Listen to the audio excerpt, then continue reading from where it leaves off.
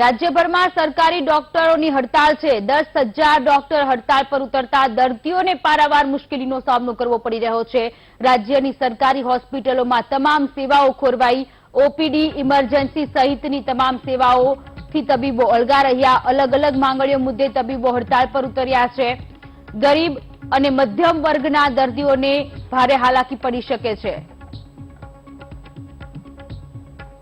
સુરતથી સંવાદદાતા શૈલેષ ત્રિવેદી આપણી સાથે લાઈવ જોડાયા છે। શૈલેષ, સુરતમાં કેવા પ્રકારની પરિસ્થિતિ છે રાજ્યભરમાં જ્યારે સરકારી ડોક્ટર્સની હડતાળ છે? મધ્યમ અને ગરીબ વર્ગના પરિવારો એ લોકોને મુશ્કેલી વધારે પડી રહી છે।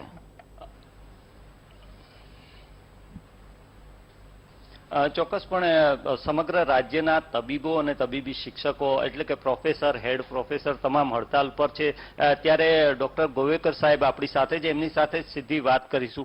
सर, आज की जो हड़ताल है उसकी वजह क्या है? ये डॉक्टर्स की डिमांड है काफ़ी टाइम से, और ये पहले मिनिस्टर ने भी यस कर दिया था। उसके बावजूद it has not been given to the doctors.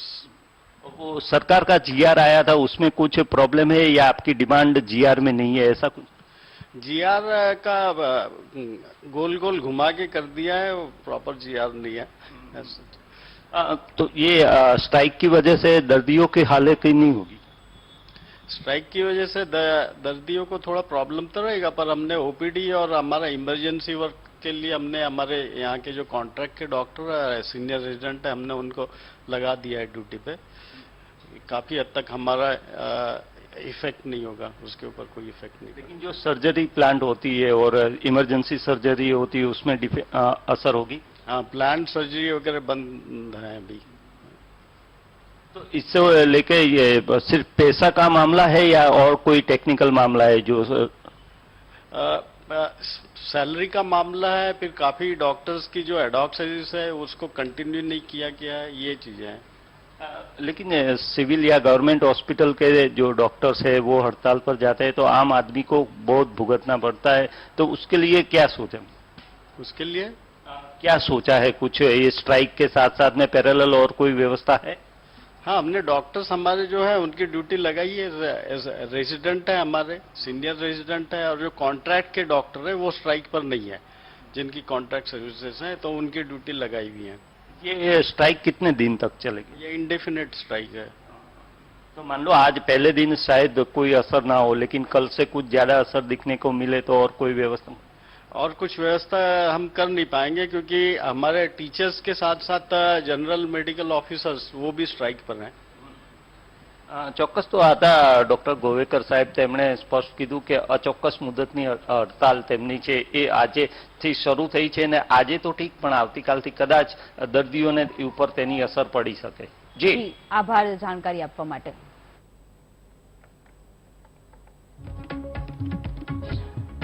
રાજ્યભરમાં સરકારી ડોક્ટર્સ અત્યારે હડતાળ પર ઉતર્યા છે। ત્રીજી વખત તેઓ હડતાળ પર ઉતર્યા છે। વિવિધ માંગણીઓની સાથે હડતાળ પર ઉતરતા દર્દીઓને મુશ્કેલી પડી રહી છે। રાજ્યની સરકારી હોસ્પિટલોમાં તમામ સેવાઓ ખોરવાઈ।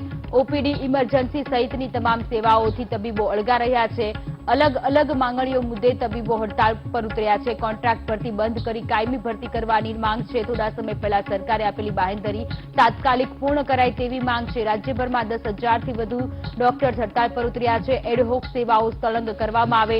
ડોક્ટર્સની માંગ છે 12 વર્ષથી ભરતી કરાઈ નથી, તાત્કાલિક બઢતી આપવામાં આવે। સરકારી મેડિકલ કોલેજમાં બઢતી આપી 400 પોસ્ટ ભરવામાં આવે। આ તમામ ડોક્ટર્સની માંગ છે। 22 નવેમ્બરે રદ કરાયેલો ઠરાવ ફરી અમલમાં લાવવાની માંગ છે। 10,000 ડોક્ટર્સ ગુજરાતમાં આજે હડતાળ પર ઉતરતા જે ગરીબ અને મધ્યમ વર્ગના પરિવારના જે લોકો છે તે લોકોને અત્યારે મુશ્કેલીનો સામનો કરવો પડી રહ્યો છે। તબીબોની કોન્ટ્રાક્ટ ભરતી બંધ કરી અને કાયમી ભરતી કરવામાં આવે। જે બાંહેધરી આપી હતી સરકારે તે તાત્કાલિક પૂર્ણ કરવામાં આવે તેવી ડોક્ટર્સની માંગ છે। રાજ્યભરમાં સરકારી ડોક્ટર્સ હડતાળ પર ઉતર્યા છે। હોસ્પિટલમાં તમામ સેવાઓ ખોરવાઈ છે। તમામ સેવાઓ બંધ રહેતા દર્દીઓને હાલાકી પડી રહી છે। ઓપીડી, ઇમરજન્સી સહિતની તમામ સેવાઓથી ડોક્ટર્સ અળગા રહ્યા છે। અલગ અલગ માંગણીઓ મુદ્દે તબીબો હડતાળ પર ઉતર્યા છે।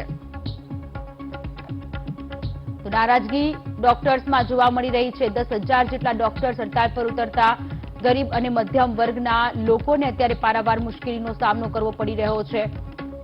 10,000 કરતા વધુ ડોક્ટર્સ હડતાળ પર ઉતર્યા છે। અનેક માંગણીઓ સાથે તેઓ હડતાળ પર ઉતર્યા છે। કાયમી ભરતી કરવાની માંગ, ડોક્ટર્સની હડતાળને કારણે દર્દીઓ હેરાન પરેશાન થઈ ચૂક્યા છે. મહાનગરોમાં પણ આ જ પ્રકારની પરિસ્થિતિ છે. સુરત હોય, અમદાવાદ હોય કે વડોદરા હોય, તમામે તમામ જગ્યાએ આ જ પ્રકારની પરિસ્થિતિ જોવા મળી રહી છે.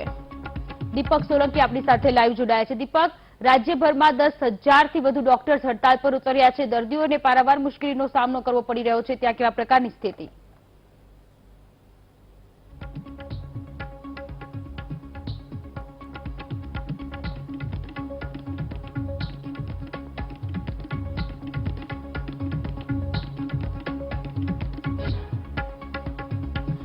સંપર્ક કપાઈ ગયો છે. ફરીથી સંપર્ક કરવાનો પ્રયત્ન કરીશું. રાજ્યમાં 10,000થી વધુ ડોક્ટર્સ આજે હડતાળ પર ઉતરતા પારાવાર મુશ્કેલીનો સામનો લોકોને કરવો પડી રહ્યો છે. ઘણી બધી સેવાઓ અત્યારે બંધ છે. અમદાવાદ સિવિલમાં દર્દીઓની લાંબી કતારો જોવા મળી રહી છે. મુશ્કેલીનો સામનો દર્દીઓને કરવો પડી રહ્યો છે.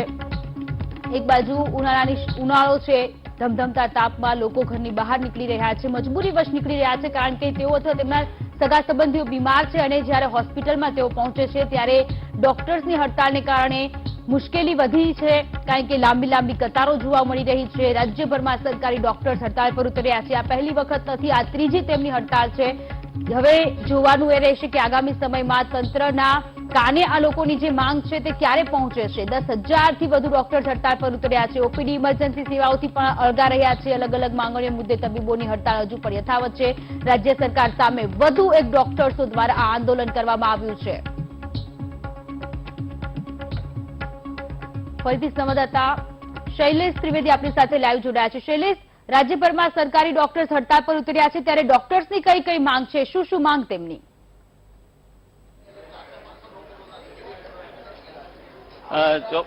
સુરતની સિવિલ હોસ્પિટલના તબીબો, જે તબીબી શિક્ષકો છે, જેઓ હડતાલ પર ઉતર્યા છે, તેઓ અત્યારે અહીંયા એકઠા થયા છે અને પોતાની જે ડિમાન્ડ છે, જે ઘણા વર્ષોથી ડિમાન્ડ છે, એ ડિમાન્ડને લઈને તેઓ હડતાલ પર ઉતર્યા છે. તેઓ અહીંયા એકત્રિત થયા છે અને હવે તે પોતાની જે માંગણીઓ છે એ માંગણીઓને લઈને તેઓની અત્યારે સ્ટ્રાઇક ચાલી રહી છે. કેટલાક જે તબીબો જોડાયા છે એમની સાથે વાત કરીને જાણવાનો પણ આપણે કરીએ છીએ અને તેઓ શું કહે છે શું નહીં. સર, આજે હડતાલનું મુખ્ય કારણ શું છે? એટલે અમારા જે ગુજરાત મેડિકલ ટીચર એસોસિએશન છે, એમની ઘણા વર્ષોથી જે ડિમાન્ડ હતી કે સેવા સળંગ વિનિયમિત સેવાઓ કરવાની, તદુપરાંત જે એનપીએ આપવામાં આવે છે, એનપીએ 2017થી લાગુ પડે છે, પણ 2017થી 2 વર્ષનું એનપીએ અને એરિયસ ને બધું, એ બધા સવાલ છે. તો એ બધા પ્રશ્નો હજુ ઉકેલ આવ્યો નથી. તો આપની આ હડતાલથી દર્દીઓને હાલાકી પડશે? ના, દર્દીઓને હાલાકી નહીં પડે, કેમ કે હમણાં જે જુનિયર ડોક્ટર એસોસિએશન છે અને જે કોન્ટ્રાક્ટ અમારા બીજા જે સ્ટાફ છે, તો એ બધા ત્યાં સેવાઓ આપી રહ્યા છે. એટલે દર્દીઓને જરા પણ આ હડતાલથી હાલાકી હાલમાં પડે એવી શક્યતા નથી. ચોક્કસ. હું ફરીથી દ્રશ્યો બતાવીશ કે ખૂબ મોટી સંખ્યામાં તબીબો અહીંયા એકઠા થયા છે અને તેઓની હડતાલ અત્યારે અહીંયા ચાલી રહી છે. જે રીતે અત્યારે હડતાલ છે અને સમગ્ર મામલો છે, એ મામલે ડોક્ટર કમલેશભાઈ આપણી સાથે જોડાયા છે. સર, આ હડતાલને લઈને તબીબોને કેટલી મુશ્કેલી પડશે? એટલે અમારા જે પ્રશ્નો જે છે, આજથી 10 વર્ષ પહેલા પણ અમારે હડતાલ કરવી પડેલી. એના જે મુદ્દાઓ હતા તે અમારી સેવા સળંગ અને સેવા વિનિયમિત મુદ્દેના હતા, જે આજ સુધી અમારા પ્રશ્નો સોલ્વ થયા નથી. ઘણા લોકોના હજી આ જ પ્રશ્નો આજ સુધી પણ અટવાયેલા રહે છે અને આના કારણે અમારા ડોક્ટરો રિટાયર્ડ થાય છે, પછી પેન્શન નથી બંધાતું. અને એવા 2 ડોક્ટરો છે કે જે ગુજરી ગયા અને હજી એમનું પેન્શન બંધાણું નથી. તો હવે એમને ફેમિલીને પણ સમજણ નથી પડતી, પેલા ડોક્ટરને પણ ખબર નહોતી પડતી આ ફાઇલોની અંદર. અને ત્યાં ફાઇલોનો એટલો બધો જમાવડો થઈ ગયો છે. અમારું એક કેરિયર એડવાન્સમેન્ટ સ્કીમ છે, એના પણ આજ સુધી કોઈ ઓર્ડર થતા નથી અને ઘણા લોકો આમાં પોતાની ફાઇલો ફસાયેલી છે. તો આ ઉપરાંત જે બીજો પ્રશ્ન જે છે અમારે, તે એ છે કે 7મો પગાર પંચ છે, એનો જે અમલ છે તે કેન્દ્ર સરકારના ધોરણે કરવામાં આવે અને એના માટે પણ અમારી એક આ ચળવળ છે. તો અમારા જે સેવાલક્ષી પ્રશ્નો છે એ પણ સોલ્વ કરવામાં આવે, સાથે સાથે અમને સીએએસના મુદ્દાઓ છે એ પણ કરવામાં આવે. અને બીજું, અત્યારે સરકાર કોન્ટ્રાક્ચ્યુઅલ અપોઇન્ટમેન્ટ કરે છે અને કોન્ટ્રાક્ચ્યુઅલ અપોઇન્ટમેન્ટના કારણે બહુ મોટા પ્રશ્નો ઊભા થાય છે. એના અંદર લીગલ પ્રશ્નો પણ ઊભા થાય છે, કારણ કે કોર્ટમાં જવાનું હોય તો એ લોકો જતા નથી, કારણ કે એ લોકો પ્રાઇવેટ પણ કરતા હોય છે. તો આ બધા પ્રશ્નોને કારણે અમને કોન્ટ્રાક્ચ્યુઅલ અપોઇન્ટમેન્ટ થાય છે, એની સામે પણ વાંધો છે અને એ પણ અમારો એક મુદ્દો છે. આ બધા જ મુદ્દાઓ જે છે એ સરકાર સાથે વાટાઘાટો ચાલે છે કે છેવટે અત્યારે તો સફર કરવાનું દર્દીઓને જ આવશે? હવે સરકારશ્રીએ એવું કીધેલું કે 31/3 સુધીમાં અમે તમારા બધા પ્રશ્નો સોલ્વ કરી દેશું. એમાં સેવાલક્ષી પ્રશ્નો તો હજી એક પણ ઉકેલાયા નથી. એક એવો જીઆર કાઢવામાં આવ્યો પેલી તારીખે કે જે અમને એવું લાગે છે કે એ તો અમારા માટે ઉલટો નુકસાનકારક છે, ફાયદા કરવા કરતા નુકસાનકારક છે. એટલે જે વાત થયેલી એવી અમારી સાથે એ વાત કરવામાં આવી નથી. એટલે અમારો જે ભરોસો હતો, જે સરકાર ઉપર જે ભરોસો હતો એ તૂટી ગયો અને એના કારણે અમારે આ સ્ટ્રાઇક કરવાનો, અને જો સરકાર જો અમારી વિનંતી સાંભળે તો અમે આ સ્ટ્રાઇક સમેટી લેવા તૈયાર છીએ. પરંતુ અલ્ટિમેટ હું ફરીથી કહું સાહેબ કે છેવટે દર્દીઓને સહન કરવાનું આવશે કે કેમ?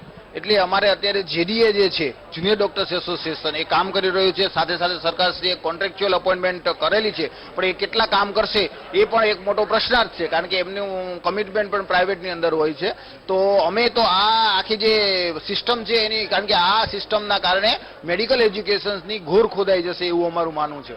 ચોક્કસ. તો આ હતા ડોક્ટર કમલેશભાઈ. તેમણે સ્પષ્ટ કહ્યું કે તેમની વર્ષો જૂની માંગણીઓ છે, માત્ર સુરત જ નહીં સમગ્ર ગુજરાતમાં વર્ષો જૂની માંગણીઓ છે, અને એ વર્ષો જૂની માંગણીઓને લઈને તેઓએ હવે હડતાલ પર ઉતરવું પડે તે સ્ટેજ આવી ગયો છે. ને સાથે સાથે અન્ય તબીબો છે એમની સાથે આપણે વાત કરવાનો, જાણવાનો પ્રયાસ કરીએ છીએ તેઓ શું કહે છે, તેમનું શું કહેવું છે.